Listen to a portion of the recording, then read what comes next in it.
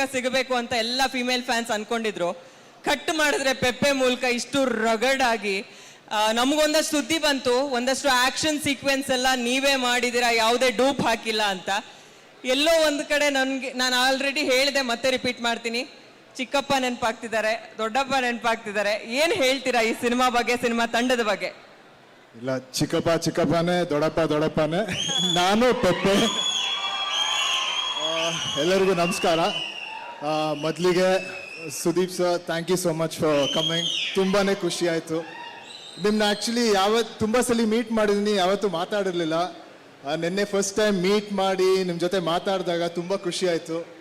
ನೀವು ಹೇಳಿದ ಒಂದಷ್ಟು ವಿಷಯಗಳು ಕೇಳಿ ನಂಗೆ ಆ್ಯಕ್ಚುಲಿ ತುಂಬ ಹೆಲ್ಪ್ ಆಯಿತು, ತುಂಬ ಖುಷಿ ಆಯಿತು, ತುಂಬ ಒಂದು ಸಪೋರ್ಟ್ ಅನಿಸು, ಒಂದು ಕಾನ್ಫಿಡೆನ್ಸ್ ಬಂತು. Thank you so much for that. ನಮ್ಮ ಸಿನಿಮಾ ಬಗ್ಗೆ ಮಾತಾಡಬೇಕಂದ್ರೆ, ಪೆಪ್ಪೆ ಆಲ್ಮೋಸ್ಟ್ ಒಂದು 2 years ಜರ್ನಿ ಇದು. ತುಂಬ ಜನರ ಶ್ರಮ ಇದೆ ಈ ಸಿನಿಮಾದಲ್ಲಿ. ತುಂಬ ಖುಷಿಯಾಗಿ ಮಾಡಿದ್ವಿ. ಸೊ ಡೈರೆಕ್ಟರ್ ನನಗೆ ಫಸ್ಟ್ ಈ ಕತೆ ಏನಕ್ಕೆ ಒಪ್ಕೊಳಕ್ಕೆ ಕಾರಣ ಅಂದರೆ, ಅವ್ರು ಹೇಳಿದ್ರು ಈ ಶೂಟಿಂಗ್ ಫುಲ್ಲು ಕೂರ್ಗಲ್ಲಿ ಅಂತ. ನನಗೆ ಕೂರ್ಗು ಕಾಡು ಅಂದರೆ ಪ್ರಾಣ. ಸೊ ಕೂರ್ಗಲ್ಲಿ ಕಾಡು ಮಧ್ಯ ಶೂಟ್ ಮಾಡೋದೇ ಒಂದು ದೊಡ್ಡ ಖುಷಿ ಇತ್ತು ನನಗೆ. ಸೊ ಅದೇ ಒಂದು ಫಸ್ಟ್ ಹೈಲೈಟ್ ಈ ಸಿನಿಮಾದ ಬಗ್ಗೆ. ಆಮೇಲೆ ಈ ಸಿನಿಮಾದಿನ ಕತೆ. ಸೊ ಈ ಸಿನಿಮಾದಲ್ಲಿ ನಮ್ಮ ಡೈರೆಕ್ಟರ್ ನನ್ನ ಮೂಲಕ ಮತ್ತು ನಮ್ಮ ಕ್ಯಾರೆಕ್ಟರ್ಗಳ ಮೂಲಕ ಸಾಕಷ್ಟು ವಿಷಯಗಳು ಹೇಳಿದ್ದಾರೆ.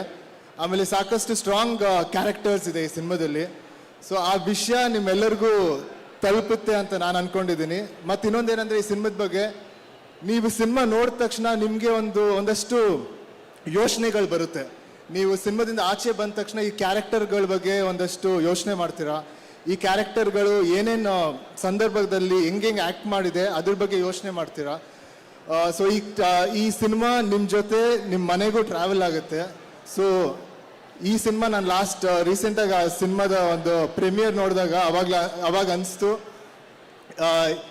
ಈ ಸಿನಿಮಾ ಎಲ್ಲರಿಗೂ ಯಾವ್ದಾದ್ರು ಒಂದು ವಿಷಯಗಳಲ್ಲಿ ಅವ್ರಿಗೆ ಮುಟ್ಟುತ್ತೆ ಅಂತ. ಆಮೇಲೆ August 38th ನಮ್ಮ ಸಿನಿಮಾ ರಿಲೀಸ್ ಆಗ್ತಿದೆ. ಎಲ್ಲರೂ ಬಂದ್ಬಿಟ್ಟು ನಮ್ಮ ಥಿಯೇಟರ್ಗಳಲ್ಲಿ ನೋಡಿ.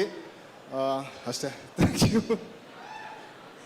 ಸೂಪರ್. ನೀವು ಇಲ್ಲೇ ಇರಿ, ನಿಮ್ಮ ಟೀಮನ್ನು ಕರೆದು ಬರ್ತೀನಿ ನಾನು. ಮೊದಲಿಗೆ ಈ ಸಿನಿಮಾದ ನಿರ್ಮಾಪಕರುಗಳು ಅವರಿಬ್ರು ನೋಡ್ತಿದ್ರೆ ಗೊತ್ತಾಗುತ್ತೆ ಎಷ್ಟು ಪ್ಯಾಷನೇಟ್ ನಿರ್ಮಾಪಕರು ಅಂತ. ಶ್ರೀರಾಮ್ ಸರ್ ಹಾಗೆ ಉದಯ್ ಸರ್ ಇಬ್ರು ಕೂಡ ವೇದಿಕೆ ಮೇಲೆ ಬರ್ಬೇಕಂತ ರಿಕ್ವೆಸ್ಟ್ ಮಾಡ್ತಾ ಇದ್ದೀನಿ. ನಿರ್ಮಾಪಕರಿಗೆ ನಿಜವಾಗ್ಲೂ ಜೋರಾದ ಚಪ್ಪಾಳೆ ಬರಬೇಕು. ಯಾಕಂದ್ರೆ ಒಬ್ಬ ನಿರ್ಮಾಪಕ ಗೆದ್ದಾಗ್ಲೇ 10 ಹಲವು ಸಿನಿಮಾಗಳು ಮುಂದೆ ಬರೋದಕ್ಕೆ ಸಾಧ್ಯವಾಗೋದು.